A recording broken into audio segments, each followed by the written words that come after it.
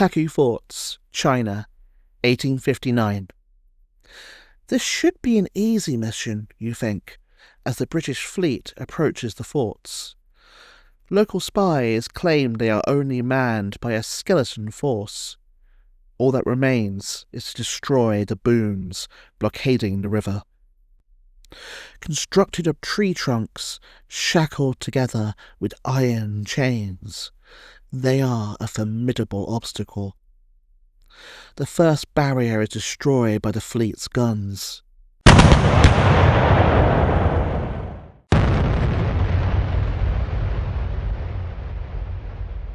The second, however, is far stronger. It will need to be rammed. Anxiously, you scour the forts, but there is no sign of life, just deathly silence. The flagship of the fleet, the plover, builds up speed and smashes into the boom. A tremendous noise of broken wood fills the air.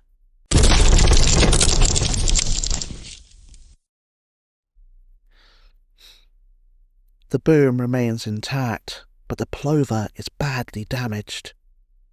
Then, the sound of a gong echoes out.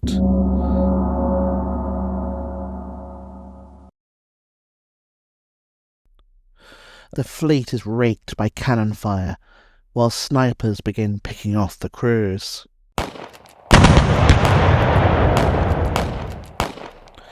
You're sitting ducks, and this is turning into a disaster. I'm your host, James Martin. Welcome to Forgotten Wars. This country is at war with Germany. Today, our armed forces joined our NATO allies in airstrikes against Serbian forces. Eagle 1, first strike, you have permission to engage the target. In the first few hours after our servicemen went to the rescue of young Americans and of democracy in Grenada, Damals uns ausgebeten. Wollen wir 4 Jahre Nazi? Hello everyone, welcome back. Last week we saw how the Second Opium War began in dubious circumstances, ending with the capture of Canton and the imperial government surrendering. However, all was not as it seemed. The Chinese were merely preparing for the next stage of the conflict, fobbing off the Allies with excuses and delays. So far, Britain and their French allies had benefited from the imperial government being distracted by its life-and-death struggle with the Taiping rebels. However, with foreign armies so close to Beijing, the imperial government finally began taking the conflict seriously. They drafted in a far more formidable general, Prince Sang Kolinsen. He was a proud direct descendant of one of Genghis Khan's brothers and completely loyal to the emperor. He would become something of a mascot to British troops. They gave him the nickname Sam Collinson, as his name sounded so similar in Mandarin. Prince Sang leapt into the task of preparing for war with enthusiasm. The Taku Forts that have fallen so easily were given a massive renovation. 2 rows of ditches were dug in front of the fort's walls, filled with water and mud. Behind these were concealed pits filled with sharpened spears. As Prince Sang built up the coastal defences, relations between the imperial government and the Western powers were reaching rock bottom. And that is saying something. Their ambassadors still hadn't been admitted to Beijing. Every attempt to resolve this was met with stonewalling and broken promises. The booms mentioned in the opening dramatization were erected by the Chinese across the Peiho River, blocking the route to Beijing. Fed up with the impasse and suspicious of imperial intentions, they opted once more for a show of force. This time, however, it would not be so easy. The British spies had been fed misinformation that the forts were virtually unmanned. Instead, they were filled with crack troops. 3 gunboats were sunk, another 3 were grounded. The rest of the fleet was badly damaged and had to retreat. The Americans once again became involved in the war. Upon seeing the plight of the British fleet and learning of the heavy casualties, Commodore Josiah Tatnall ordered his ship to tow the British vessels to safety. Famously, he shouted the admirable sentiments that "blood is thicker than water," before rather ruining it, then shouting, "He'd be damned if he'd stand by and see white men butchered before his eyes." It must be remembered that at this point, Britain and America were at most frenemies, if not outright rivals. Tatnall's actions are an interesting example of the very beginnings of the famous special relationship that would blossom in the 20th century. America was still neutral in this war, but Tatnall was saved from a courts-martial by the favourable press his actions received on both sides of the pond. With the naval attack a complete disaster, troops were landed and a ground assault on the forts was launched. This also turned into a bloody quagmire. Let's head there now. You are an Imperial soldier at one of the Taku Forts. Morale is already sky high after defeating the foreign devil fleet. Now you see waves of soldiers, redcoats and bluecoats, attempting to reach the fort walls. They haven't reckoned with the mud, however. They sink into it and struggle to move forward. Perfect targets for the riflemen and archers. It almost feels like every shot you take strikes true. Those who do reach the walls fall into muddy trenches and onto the pits filled with spears. You keep on firing. Vengeance for everything that has happened since 1842. After this nightmarish trek, their guns useless and waterlogged, the survivors spent a miserable night trapped against the fort walls. The defenders hung fireworks off the walls to illuminate them, as the snipers did their lethal work. The Second Battle of the Taku Forts was China's first victory in the Opium Wars, a disaster for the British and French. They had lost 81 men, with 345 injured. One of the survivors said he would rather relive the Battle of Balaclava in the Crimean War 3 times, rather than go through another Taku Forts. The embarrassed French and British commanders needed to explain how they were defeated. Naturally, they looked for a scapegoat. They claimed that mystery Russians had been commanding the forts. A complete lie, of course, but it was apparently far less embarrassing to be defeated by fellow white men, rather than the Chinese. Britain and France also claimed to believe them. It was more convenient that way. The Emperor was overjoyed by the victory, but Prince Thang warned them that the British would come again. He was right. The disaster at Taku provoked outrage back in Britain. One letter to the Times of London summed up the mood perfectly. "We must strike a signal blow and amply revenge our slaughtered countrymen. We must teach these vain barbarians that they have grievously misapprehended the power of the British nation. The name of European will hereafter be a passport of fear if it cannot be of love throughout their land." Lord Elgin had been enjoying a quiet post back in Britain, but once again he was to be sent back to China. He would do his duty, but he was weary and disillusioned with the whole affair, saying that the general notion is that if we use the bludgeon freely enough, we can do anything in China. I hold the opposite view. A formidable force was sent to China in 1860 to deliver a knockout blow and finally end the war. 13,000 British and Indian troops, 6,000 French, and a combined fleet of 206 vessels. As Britain and France prepared for war, mutual suspicions and animosity simmered in the background, as they always seem to do when our two countries try to work together. The French were suspicious that Britain wanted to put the Taiping rebels in charge, while Britain worried that the French wanted to seize Kowloon on the mainland opposite the island of Hong Kong.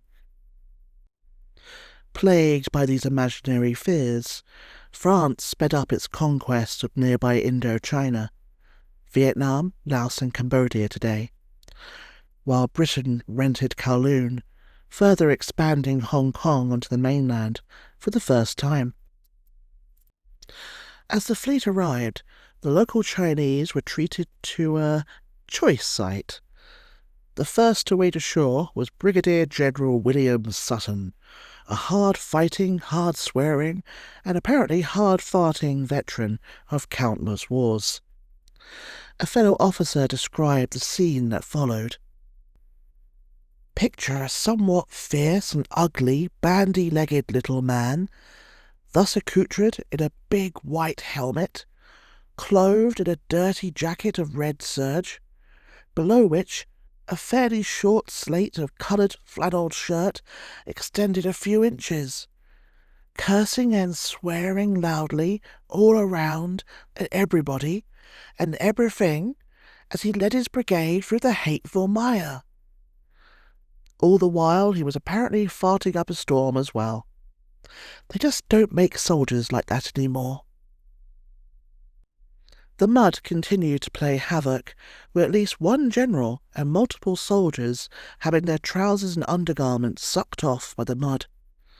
Plenty of bare bottoms would have been on display for the gawking Chinese locals.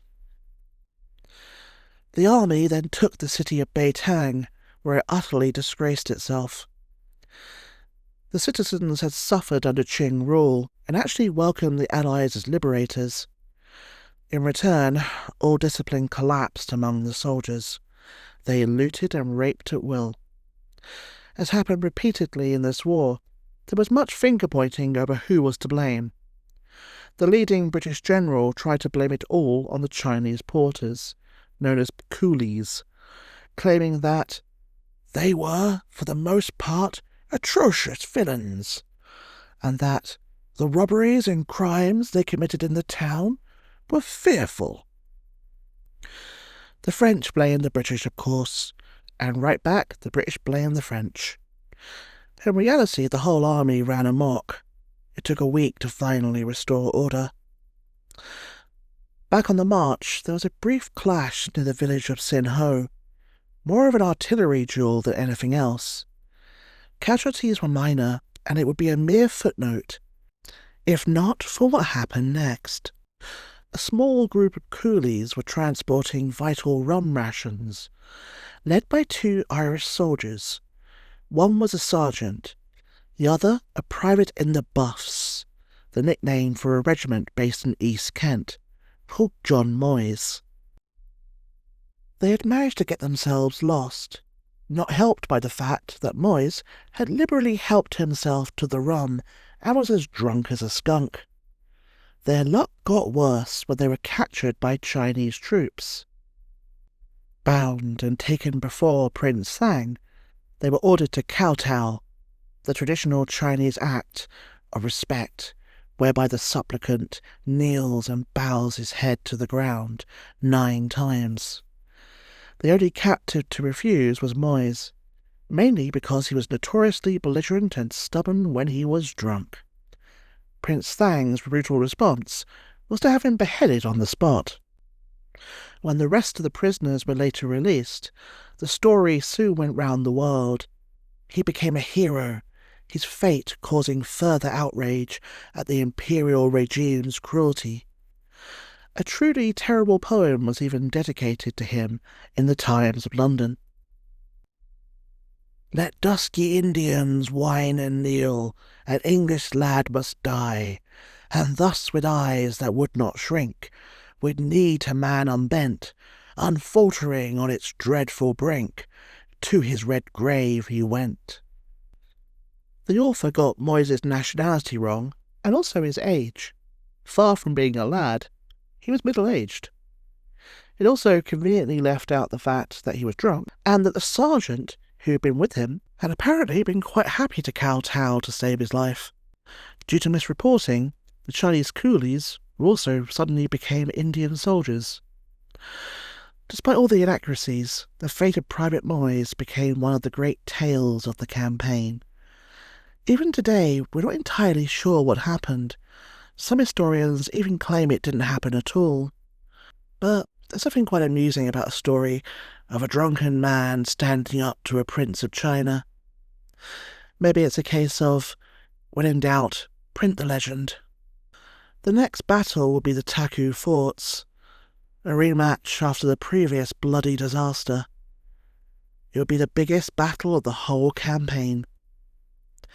The Allies chose to focus on the northern fort, seen as the key to the whole defensive network. To gain entry, they would have to cross a deep, dry ditch, a moat, 20 feet of ground bristling with sharpened bamboo stakes, a second moat, another stake space, and finally a thick wall with a kill zone for the artillery. A causeway led through all these obstacles to the gate, but the bridge over the first moat had been destroyed, and the drawbridge over the second razed. Allied artillery pounded the fort, with the Chinese replying in kind. An epic duel followed.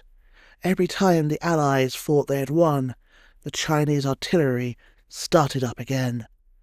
Finally, a massive explosion occurred as the northern fort's magazine was hit. With the Chinese artillery silenced, the land assault could begin.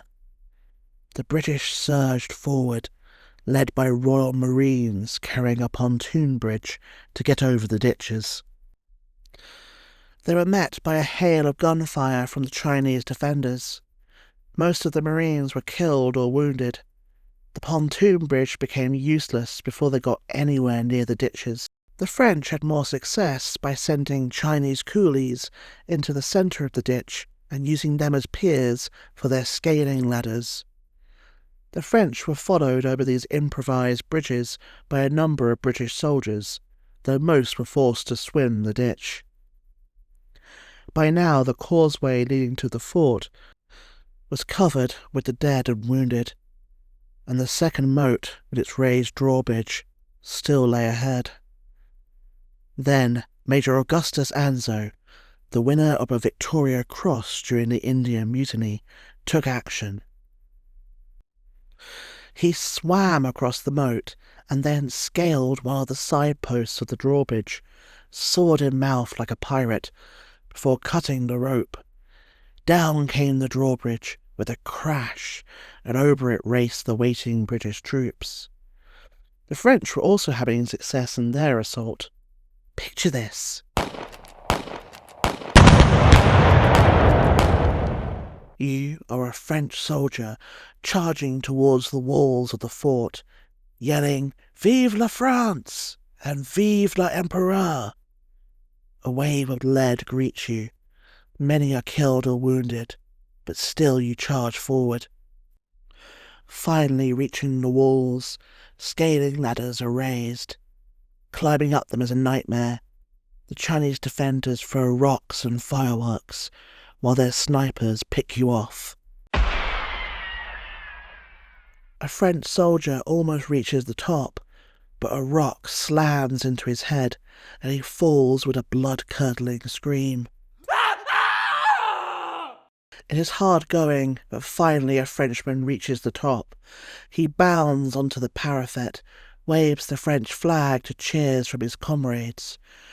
Just as you reach the battlements as well, to your horror, a Chinese defender runs him through with a sword. In revenge, you raise your rifle and fire. The defender's head disappearing into a crimson mist.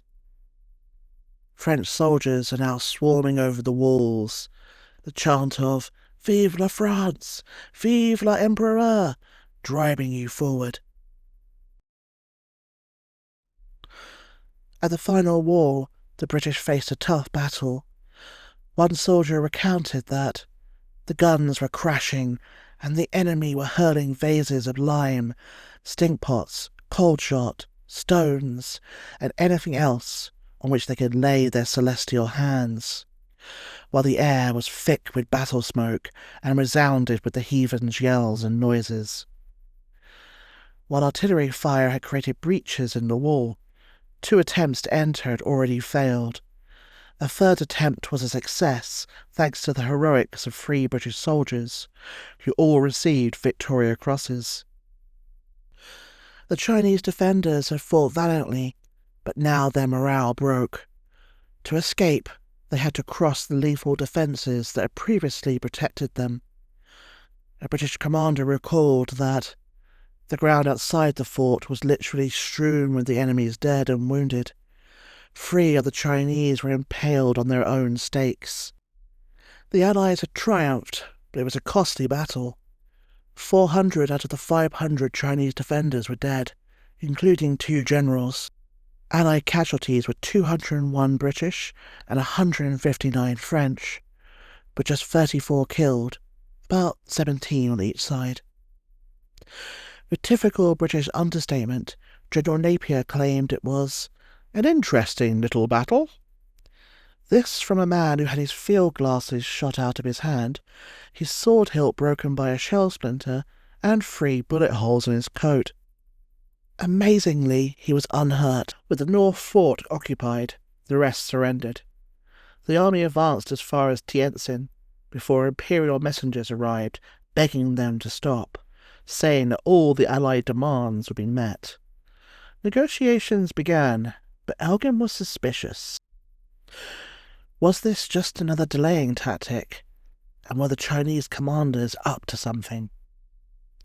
He was right to be suspicious. The hardliners were still in charge, while Prince Sang roamed nearby with a large force. Harry Parkes, however, fell into the trap. Lured to a meeting, supposedly to negotiate, he was seized by Manchu cavalry and led before Prince Sang. Parkes protested that he was travelling under a flag of truce, but Sang would have none of it. He screamed that Parkes was responsible for all of China's recent woes. To be fair, he did have a point, and demanded that he kowtow. After Parkes refused, he was thrown to the floor, and his head was slammed repeatedly into the ground. Parkes and all of his companions were taken prisoner and sent to Beijing. 40 captives in total were dragged to the Board of Punishments. This was a combination of the Ministry of Justice, Beijing's central prison, and a torture chamber. While there, many of the captives were tortured. Few would return. This was a big mistake by Prince Sang, however. The Allies were outraged. Even Elgin was radicalized. They struck at Sang's army, 4,000 Europeans versus 30,000 Imperial soldiers. It was a bloodbath for the Chinese. The cavalry were routed by the British. The French stormed their defences, and they were forced to flee. Over 600 Imperial soldiers were killed. The Allies lost only 3 men. Pursued by an Allied army thirsting for revenge, Sang made a last stand at the Yangliang Canal, the waterway that connected to Peiho and Peking. The canal was spanned by 2 bridges, one made of marble, called Palikal, and another bridge made from wood. The French were meant to attack the marble bridge, the British the wooden one. Prince Sang then played his last card. The Qing dynasty were Manchus. They were originally from China's northeast, and were famous horse warriors. The Manchu cavalry were their best troops, and now Sang unleashed them on the Allies. The final battle of the Opium Wars had begun. Imagine this. The ground shakes, the pounding of the hooves matching the beating of your heart. Thousands of Manchu cavalrymen surge across the battlefield, determined to break the thin red line of British troops, of which you are a part.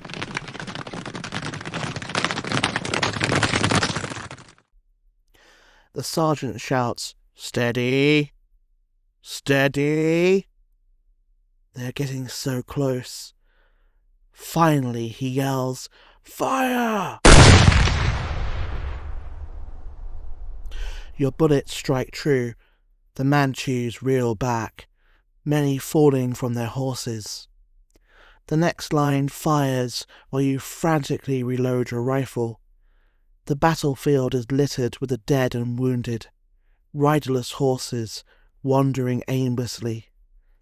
Still the Chinese charge again and again, despite the pounding they are receiving. As they weaken, the British and French cavalry launch their own assault. Sabres flash in the sun, striking lethal blows on the tired Manchus. The Chinese cavalry break and flee. The rest of the army follows, frantically trying to cross the bridges. The Allies chase the retreating army, burning the Manchu military camps in their path. Chinese peasants also helped with this, looting whatever had been left behind by the defeated imperial army. Many could be seen staggering home under the weight of their loot. This really sums up how the Qing still hadn't been able to turn the Opium Wars into a national struggle. Their own foreign backgrounds meant they seemed unable to rally the majority Han population. For many Chinese, it was a case of either indifference, trying to profit from the chaos, or fleeing the atrocities of both sides. The Battle of Palikal was a devastating defeat for the Qing. They suffered 1,200 casualties, many of them among the elite Manchu cavalry. The Allies lost just 5 men and 47 wounded. There was no fight left in Prince Sang or his army. The Allies advanced all the way to within 6 miles of Beijing. The defeat at last prompted the Emperor to leave Beijing for the relative safety of Johor, 80 miles to the north. He had been considering flight for some days, suggesting at one stage the face-saving option of leading his troops out of the city before heading north on a convenient hunting expedition. Su Shi had persuaded him not to do this, but now, with the barbarians literally at the gates, there was nothing to be gained by staying. So he departed, and with him went Su Shi, his concubines and court officials. In his stead he left his brother, Prince Gong, to save China's honour and also his throne. Meanwhile, the Allies had reached the summer palace of the Emperor. More accurately, it should be called the summer palaces, because, as well as the principal palace, the great walled park contained more than 200 summer houses and pavilions in its 80 square miles of beautifully landscaped gardens and artificial lakes.